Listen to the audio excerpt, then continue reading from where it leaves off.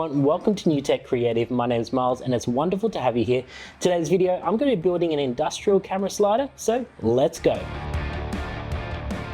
A few years ago, I built this camera slider here, and it is my 3-axis camera slider. It's mostly 3D printed. It has been functioning really well up until recently, until some of the plastic pieces started to fall apart. There's some things about this camera slider which just wasn't meeting my current needs. So I really want a camera slider that I can put some really heavy weighted gear on, and also a camera slider which doesn't kind of cap out at the sides here. So I quite often use these larger lenses, and unfortunately this type of camera slider, well, it's really not strong enough for this really heavy weighted camera gear. But even if this was mounted, it would go down and hit the side of the camera slider there, and it just wouldn't be very sufficient for my needs moving forward. But I really want to build something that is not restricted from what I want to put on top of it.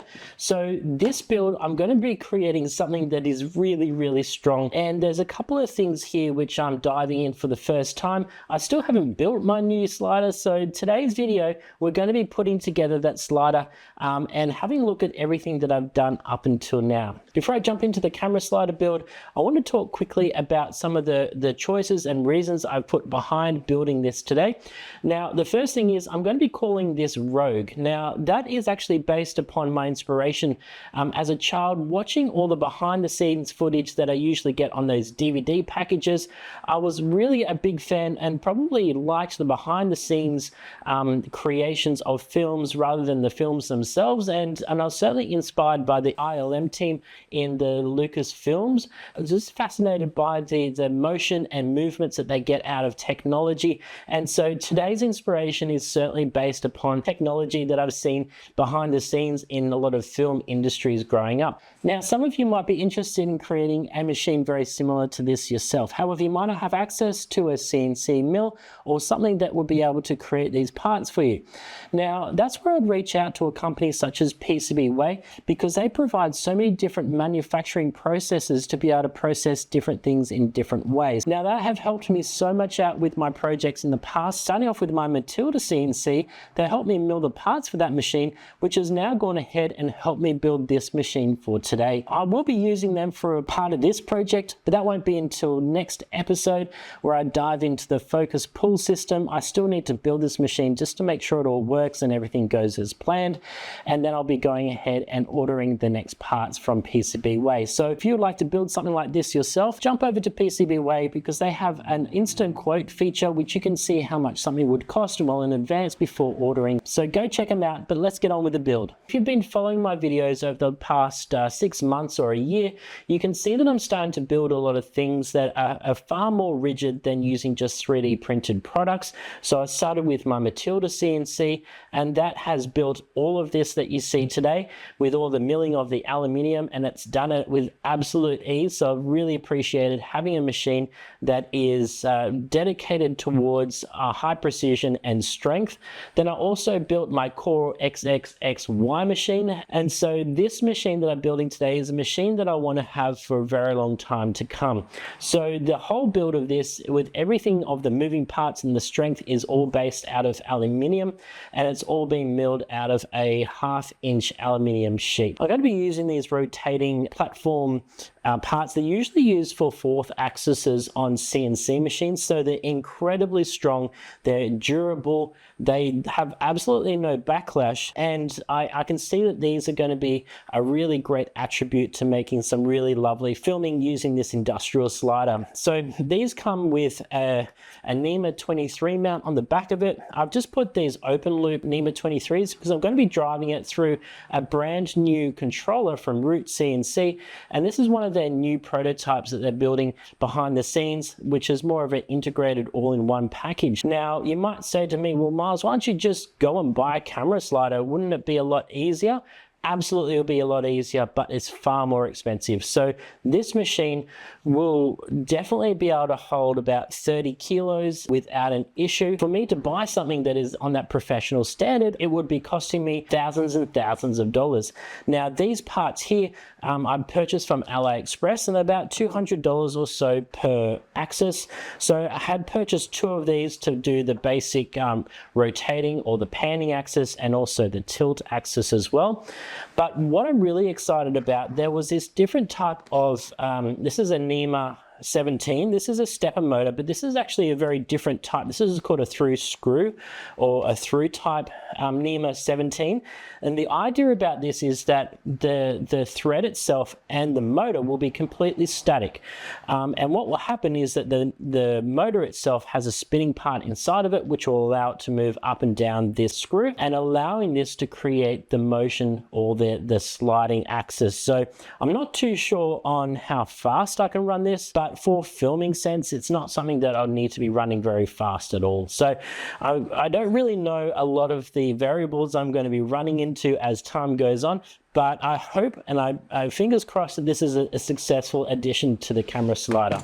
And for the sliding axis, I'm just going to be using these linear rails. So they should take out a lot of the issues that I've had in the past with any jittery movements or any interference within the sliding axis itself. And essentially the rest of this machine has all been milled on my Matilda CNC. And as you can see here, this has been an absolute pleasure to run. So guys, let's get started with the build.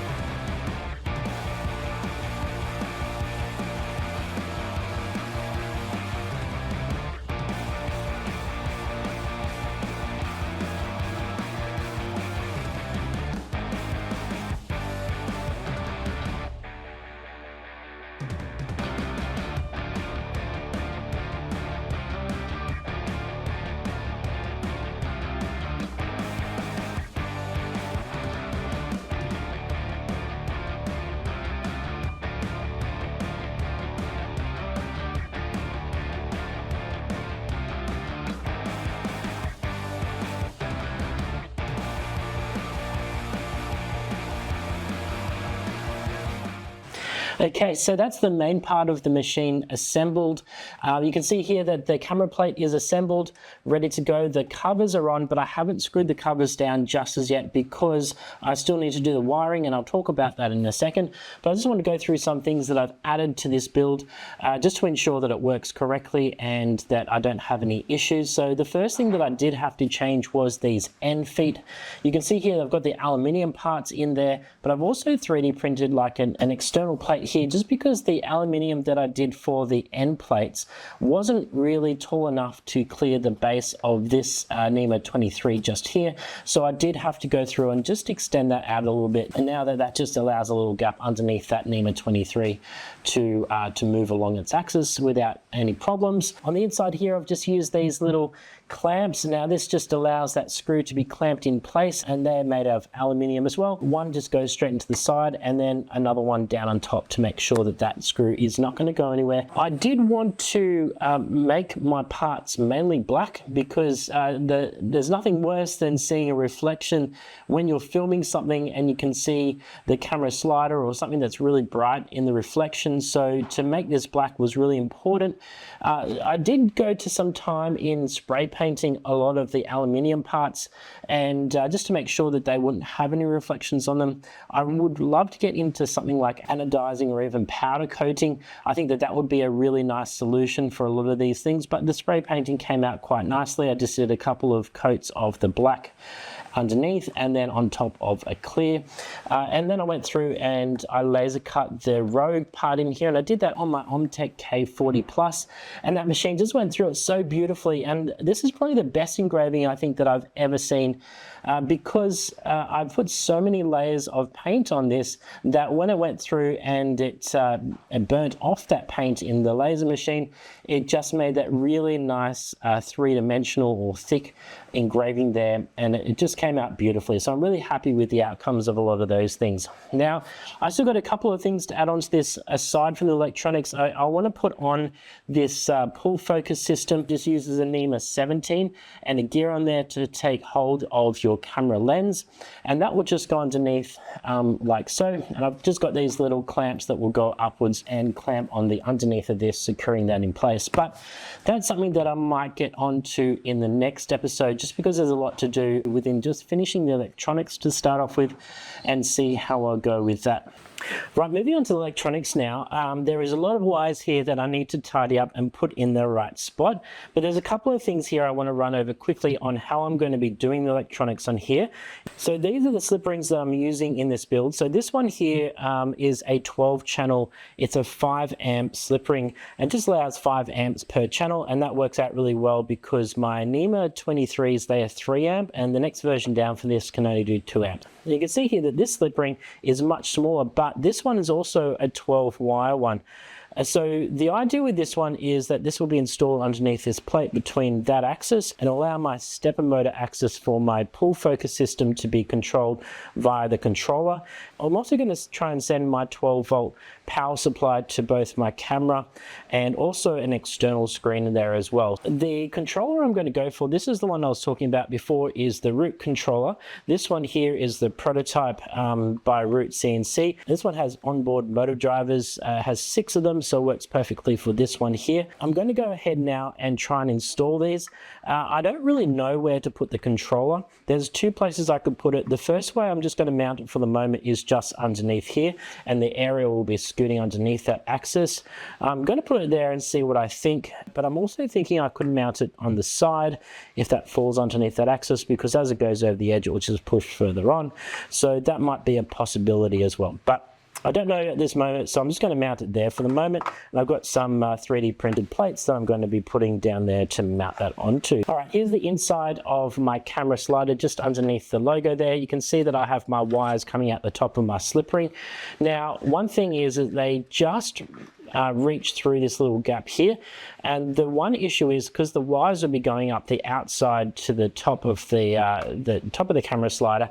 I don't want a permanent way of fixing these in, so soldering them and putting anything that is a permanent solution there, because if I need to undo this or change any wiring, I'm kind of stuffed, because I wouldn't be able to easily remove everything because this is just one single hole and you can't undo and pull anything through there. So I found these really handy connectors from AliExpress, and they're kind of like a rip-off version of a Wago connector. They're really handy because it's super easy to install. The wires in here, they take really good grip of the wire as well, and they have a lot of surface area inside there that they hang on to each wire. So I don't have any problem about using these and the connectivity or the safety with these, because they are extremely easy, and I've been using these for quite some time on other types of electronics and I haven't had any issues. So I'm going to be using this here. So this will just be mounted on the inside around there, and it will just hide within this little circular area itself in the corner.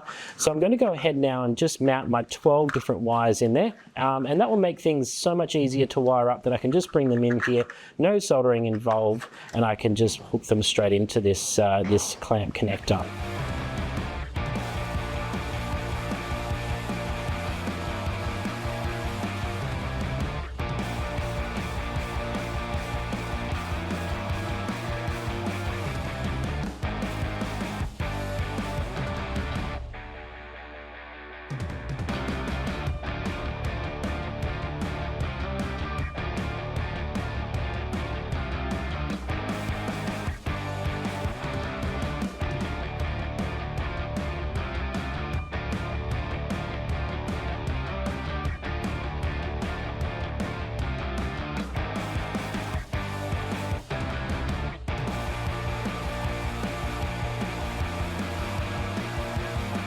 So I finished doing the wiring and I've hooked it up to the Rouge CNC Pro. This is connected really well, however, I've made some really dumb design decisions by having this on the side. I thought having it off on the edge like this would allow me to see what it is and do different things, but it's so bulky and these wires down here are just getting in the way and hitting the ground. So I've got a different idea, and what I'm going to do is install this underneath the axis here, and so it just rides above the rails there.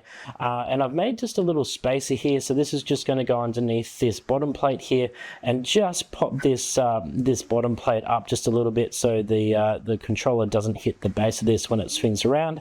So that will then just drop it up a bit, and I've got a little bracket here. This here is a laser cut piece of Perspex. So this here decided to go for a laser cut plus a 3D printed part, just because I thought the laser cut perspex would be a little bit more rigid than the 3D print. Not by much, it's incredibly flexible still, but the idea is that the root controller will just connect to that when it's connected underneath the moving axis there. So let's get on to swapping this over and see what that looks like. Hopefully it looks a lot neater and more manageable with the slider.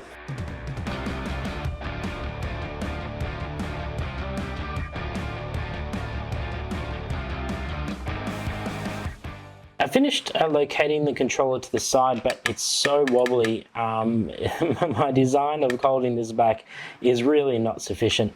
But I also, in my head, I thought in the 3D program that I would be mounting it on these sides, not the front and back there. So I've kind of made a bit of an issue with that itself. So the good thing about it is that this does move over the top with a bit of slight tolerance there. This is good in a way, but bad that it's the wrong way around. So I do like the way that this is laid out though, so it's still facing me.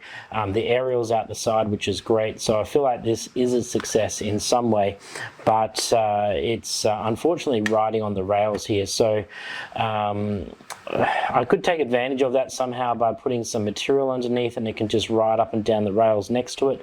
That probably wouldn't be such a bad idea, but it's obviously I can't access the side inputs or the side outputs there for the motor drivers. So I'm going to have to redesign this bit just a little bit so I can get into the motor drivers. However, it's not too bad. It's nice and neat. I think that it holds it well. It's a nice little tight package with the design of it, so I think it's a much better idea than having it out the side. Just need to figure out, maybe give it some more support on the side so it stops it riding too much on these rails, and then maybe put a bit of material underneath just to help that slide along if it needs. So I'm going to go back to the drawing board and redraw this, print it out, and get back to the installation.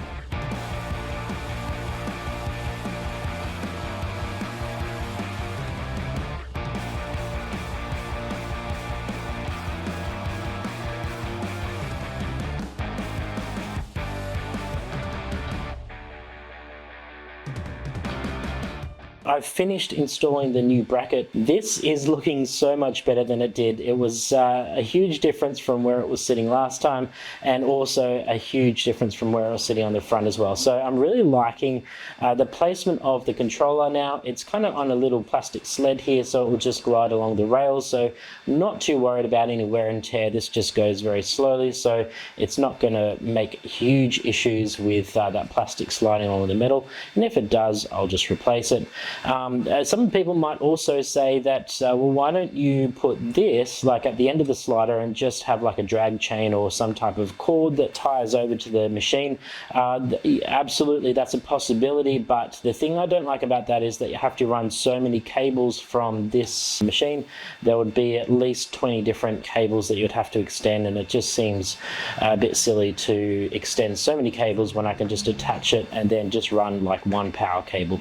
So as you can see here, I still need to wire up the limit switches, the end stops on the axes there, so that needs to happen, and I'm going to leave that for next episode so I can discuss what all that is. But for the moment, I've been able to switch it on. I've connected everything in and it seemed to work really well. Now this is my extension that I've made for Fluidnc, and this is actually made in mind for the camera slider. So you can see here I've just made a couple of different positions.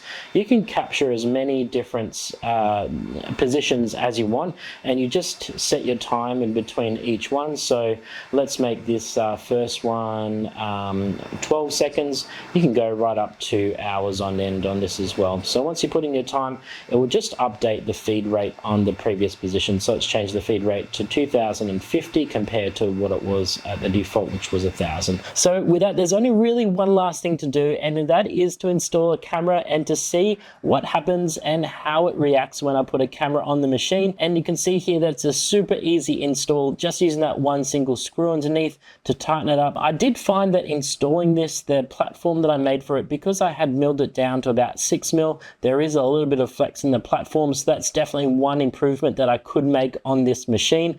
But aside from that, if I get that fixed, that'll improve that stability so much more, and maybe I will look into that for next video. But for the moment, to test this camera out, it was really easy to go and program using the extension that I made for Fluidnc, and after that, just pressing the play button, it was so satisfying to see this machine move around with such ease and such a beautiful elegance about the machine, with this huge camera and lens installed, and it had absolutely no problem moving things around. So I'm really happy with the final result here, and there's so much more to do with this too. So I've still got to install the camera pull focus system, and I'll also go through the software in the next episode because I've kind of glossed over that a lot. And I've also got 2 more axes to play with, and I've got some really cool things I'm going to be doing that. If you guys want to see what the outcome and some test footage of me using this machine, please hit the like and subscribe, because that does keep me going with these projects, and you get to see what's coming up next. That is really exciting. So thanks very much for watching, and I'll see you next time.